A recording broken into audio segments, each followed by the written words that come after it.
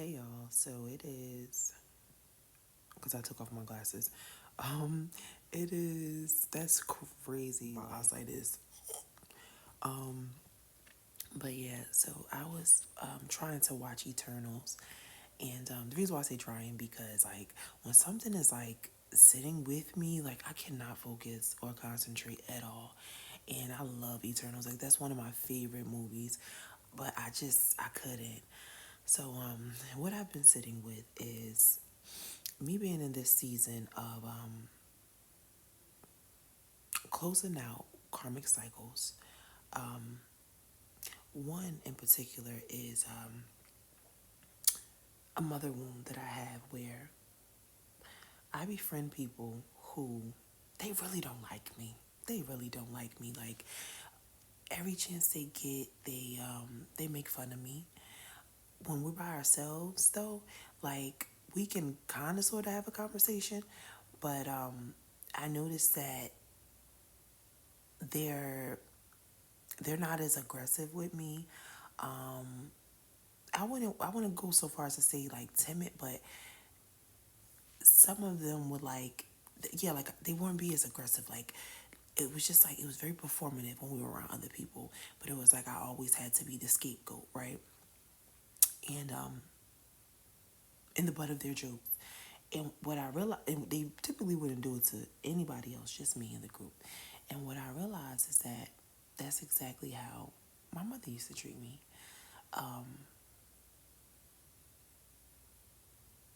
and I just kept attracting those friends. And like, I never realized how much like I was around people that dysregulated my nervous system. But these were people that I call friends. And these people were also family. And because like, because you have to grow up with these people, it's like you have no choice but to be around these horrible fucking people. And it was like my nervous system is like shot. Like my nervous system is shot. I am rewiring my brain. I am slowing down when I do things. Like I used to walk really, really fast, and I used to like think that that was like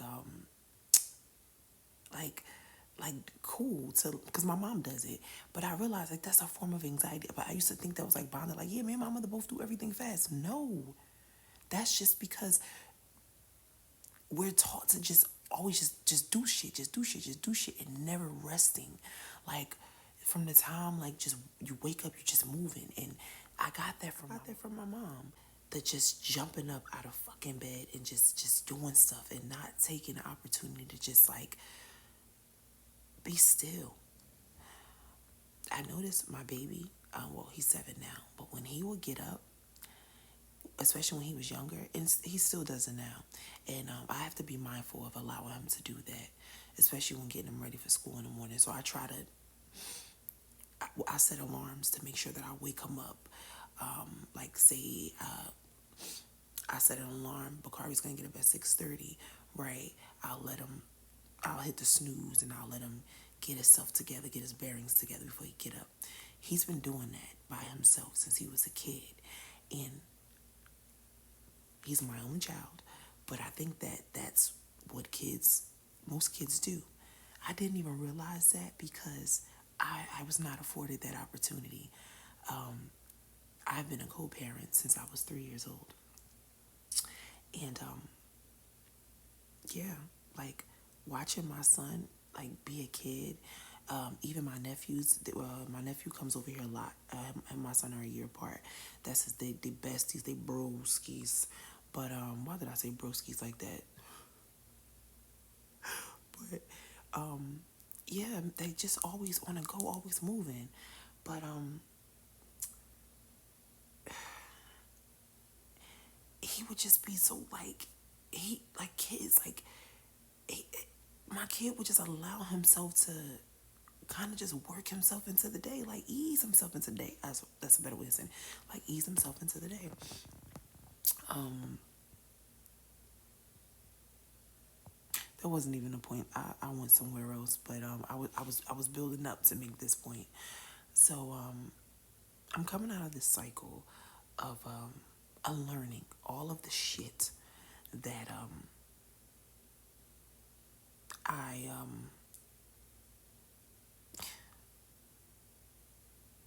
did out of survival. All of the hats that I had to wear, all of the people that I had to pretend to be.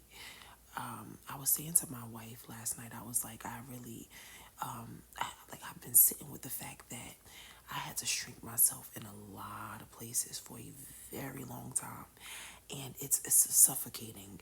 It's suffocating to be a very intelligent person and you gotta play like you're dumb. I hate it so much, but I had to do that out of survival. Even in friendships, like even in those fucked up friendships that I was in, like I would look at those people like, bro, you're not a good person. Well, you know what? I'm not gonna even say that. Back then, that's how I thought. Now, being in this part of my journey, I understand that it was coming from an unhealed place. But they still were not nice people. Like, oh man, yeah. It was like they knew that I could see them and they would be horrible fucking people. Like, oh man. And I would take it. Like, I would let them be like that because my mom was like that to me. I seen something yesterday that said parents, moms that are like dealing with a lot of hurt. Sometimes the reason why like there's a disconnect between you two because it's because they see you as an extension of themselves, and if they think that they're a failure, like in some way that's how they see you, even if you're not, even if you are like doing right and on your shit, like they still see you as an extension of themselves, so they're projecting their inadequacy on you.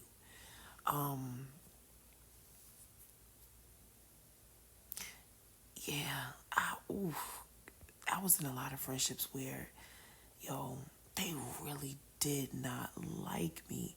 And they like were really like they would talk shit to my face, in my face.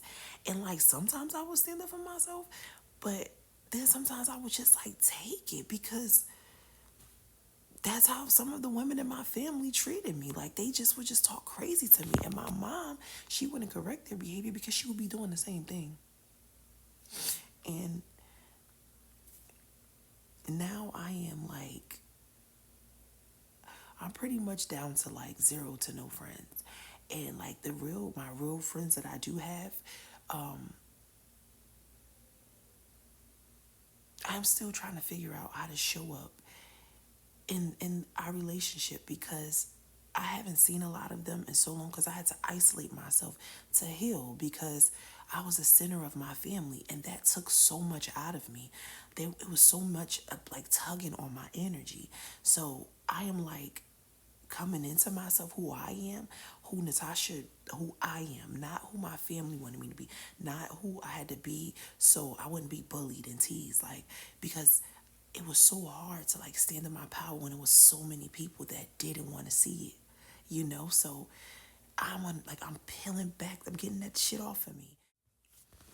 But there is a part of me that fear being around the friends my real friends, like the friends that have like really been there for me, that really showed up for me, that seen all parts of me, and they didn't judge me. Like even if like we had words, where they had to like tell me like you doing too much, like because when you decide to start being more in alignment with yourself, and being in alignment with loving yourself, you have to recognize where it was you in certain situations, and yeah, peep it, but give yourself grace because you were doing the best you knew how with the tools that you have, right? So those that were my real friends, like when they seen me like that, we may have chatted about it or I caught it, and just I caught it being on my journey and I corrected the behavior. That's how I apologize. That's how you apologize to somebody, by correcting the behavior. Don't just say sorry and keep doing it because now you're just playing in their face. Now you're just being disrespectful, and that's a choice. I don't like people like that because that's a lot of hurt for you to still choose to be fucked up to somebody.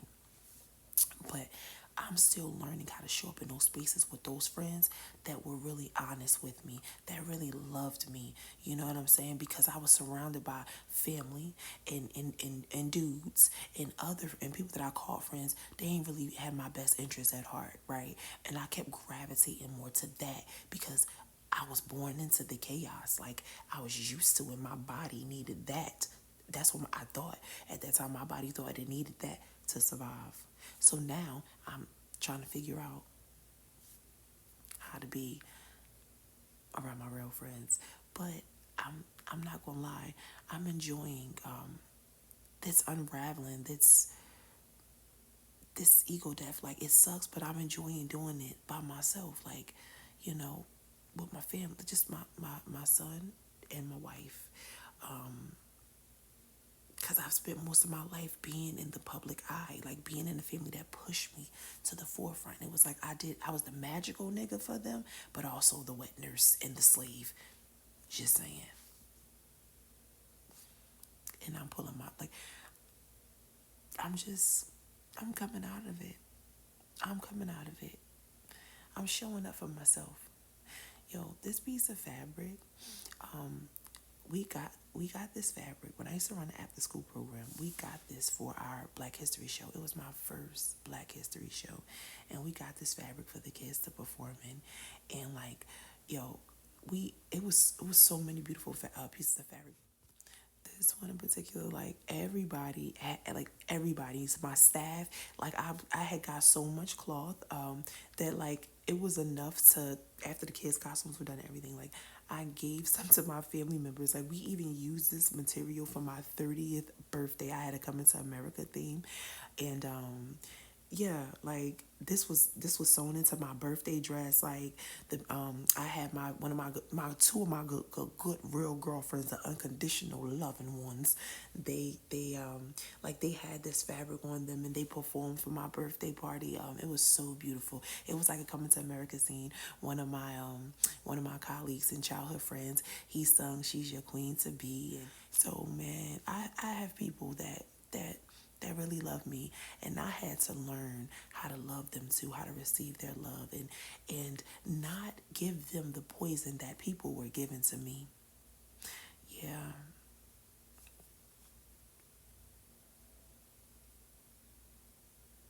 I like this. I like this version of Natasha. I finally get to meet her. I love y'all. Peace.